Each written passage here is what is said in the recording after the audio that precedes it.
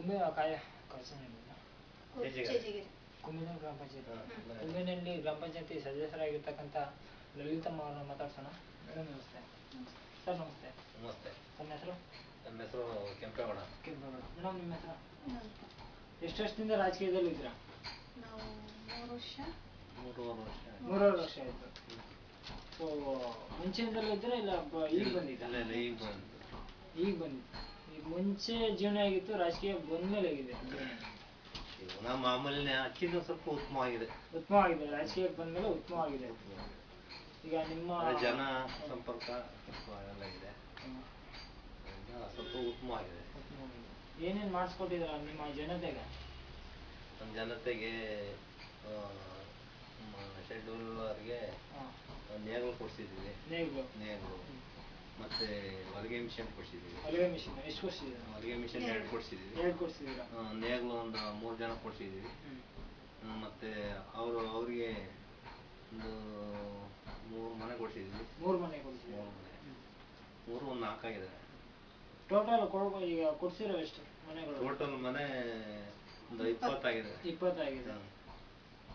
ಅದು ಬಿಟ್ರೆ ಏನೇನು ಮಾಡಿಸಿದ್ರೆ? ಅದು ಬಿಟ್ರೆ ಒಂದು ಬಾಕ್ಸ್ ಚರಂಡಿ ಒಂದು 45,000 ರೂಪಾಯಿಗೆ ಒಂದು 24 ಮೀಟ್ರ್. ಅದು ಬಿಟ್ರೆ ಇವು ಸಿಸ್ಟರ್ನು ಹಳೆವು ರೀಫಾರ್ಮ್ ಮಾಡಿಸಿದ್ವಿ. ಅಷ್ಟು ಬಿಟ್ರೆ ಅದರ ಒಂದು 6 ಮೀಟ್ರ್ ಡ್ರೈನೇಜ್ ಮಾಡಿದ್ದೀವಿ. ಅದು ಬಿಟ್ರೆ ಇವಾಗ ಮಾಡ್ತಾ ಇದ್ದೀವಿ. ಒಂದು ಈಗ ರನ್ನಿಂಗಲ್ಲಿ ಇದೆಯಾ? ರನ್ನಿಂಗಲ್ಲಿದೆ. ಅದೆಷ್ಟು ಮೀಟ್ರ್? ಅದು 26 ಮೀಟ್ರು. 26 ಮೀಟ್ರ್.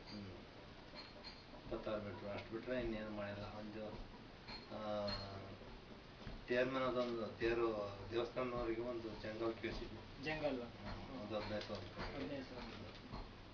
ಅಷ್ಟು ಬಿಟ್ರೆ ಇನ್ನೇನು ಮಾಡಿಲ್ಲ. ಸ್ಕೂಲ್ ಮಕ್ಕಳಿಗೆ ಬುಕ್ ಕೊಡ್ಸಿದ್ದೀವಿ, ಇನ್ನು ಬ್ಯಾಗ್ ಕೊಡ್ಸಿದ್ದೀವಿ.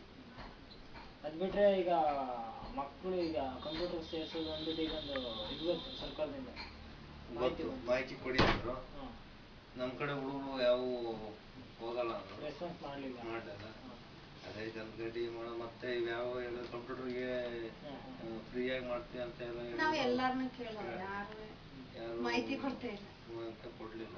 ಅದಕ್ಕೋಸ್ಕರ ಸುಮ್ಮನೆ ನಿಮ್ಮ ಕುಂಬೇನಹಳ್ಳಿ ಕಾಚನಹಳ್ಳಿ ಗ್ರಾಮ ಪಂಚಾಯತಿ ಕುಂಬೇನಹಳ್ಳಿ ಗ್ರಾಮ ಪಂಚಾಯತಿ ಸದಸ್ಯರು ಮೆಂಬರ್ಸ್ಗಳೆಲ್ಲ ಅನ್ಯನ್ಯವಾಗಿದ್ದಾರೆ. ಮೀಟಿಂಗ್ಗಳಾದ ಎಲ್ಲ ಇನ್ಫಾರ್ಮೇಶನ್ ಎಲ್ಲ ಕೊಡ್ತಾರೆ, ಎಲ್ಲ ಅಟೆಂಡ್ ಮಾಡ್ತಿರ್ತಾರೆ. ಲೆಟ್ರಿನ್ ಬಿಟ್ಟು 4-5 ಜನ ಕಟ್ಟಿದ್ದಾರೆ. 4-5 ಕೊಡ್ಸಿದ್ದೀವಿ. ಕಟ್ಟಿರೋ 4-5 ಜನ ಕಟ್ಟಿದ್ದಾರೆ. ಅಂದ್ಬಿಟ್ಟು ಬೇರೆ ಏನೇನು ಕೊಡ್ಸಿದ್ದೀವಿ? ಬೇರೆ ಇನ್ನೇನಿಲ್ಲ. ಈಗ ರೋಡ್ಗಳು ಆಗಿಲ್ಲ, ಯಾವ್ದು ಕಾಂಕ್ರೀಟ್ ರೋಡ್ ಯಾವುದೂ ಇಲ್ಲ. ಅದಕ್ಕೆ ಅಪ್ಲೈ ಮಾಡಿದ್ದೀರಾ? ಆಗ್ಬೇಕು ಅಂತ ಜಿಲ್ಲಾ ಪಂಚಾಯತ್ ಆಗ್ಬೇಕು ಅಂತ. ಈಗ ಆ ಥರದ ಹಣ ಯಾವ್ದು ಬರಲ್ಲ ಇಲ್ಲಿ. ಇನ್ನು ಈ ತೋಟದ ರೋಡ್ಗಳು, ಅವ್ಯಾವ ನಮಗೆ ಅವಶ್ಯಕತೆ ಇಲ್ಲ. ರೋಡು ಈ ರೋಡು ಇಲ್ಲ ಆ ಥರದ್ದು ನಿಮ್ಮ ಜನತೆಗೆ ಇರ್ಬೋದಲ್ಲ, ನಿಮಗಿಲ್ಲ ಅವರು ಮಾಡಿಸ್ಬೇಕು. ಇವಾಗ ಹಾಕಿದ್ದೀವಿ, ಒಂದು ರೋಡ್ ಹಾಕಿದ್ದೀವಿ. ಒಂದು ರೋಡ್ ಹಾಕಿದ್ದೀರಾ? ಅಷ್ಟು ಬಿಟ್ಟರೆ ಏನೆಲ್ಲ ಮುಂದೆ ಮಾಡಬೇಕು ಅಂತ ಇದ್ದೀವಿ. ಏನೇನು ಮಾಡಬೇಕು ಅಂತ ಇದ್ದೀರಾ? ಅದು ಒಂದು ಬೇನ್ಮರ್ ಕಟ್ಟೆ ಮಾಡಬೇಕು.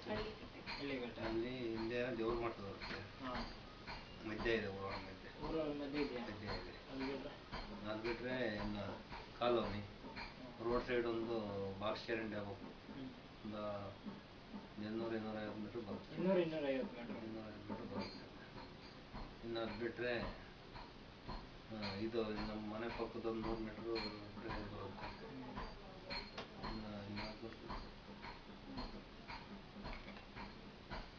ಅದೇ ಊರೊಳಗೆ ತಾರು ಸಿಮೆಂಟ್ ರೋಡ್ ಆಗಬೇಕು ಅಂತ ಒಂದು ಬರ್ಸಿದ್ದೀವಿ. ಮೇಡಮ್ ನಿಮ್ಮದು ಎಜುಕೇಷನ್? ಹೋದೆ. ನಮ್ಮದು 7 ಮಕ್ಕಳು ಎಷ್ಟು ಜನ? ಮಕ್ಕಳು 2. ಏನು ಮಾಡ್ಕೊಂಡಿದ್ದೀರಾ? ಮತ್ತೆ ಅವನು ನರ್ಸಿಂಗ್ ಟ್ರೈನಿಂಗ್ ಮಾಡ್ತಾಳೆ, ಅವನು ITI ಮಾಡ್ತಾ ಇದ್ದಾನೆ. ITI ಮಾಡ್ತಿದ್ದಾರೆ. ಇಷ್ಟೊತ್ತು ನಮ್ಮ ಜೊತೆ ಕೂತು ಮಾತಾಡಿದ್ದಂಥ ಲಲಿತಮ್ಮ ಮತ್ತು ಅವ್ರ ಹಸ್ಬೆಂಡ್ ಅವರಿಗೆ ತುಂಬ ಧನ್ಯವಾದಗಳು.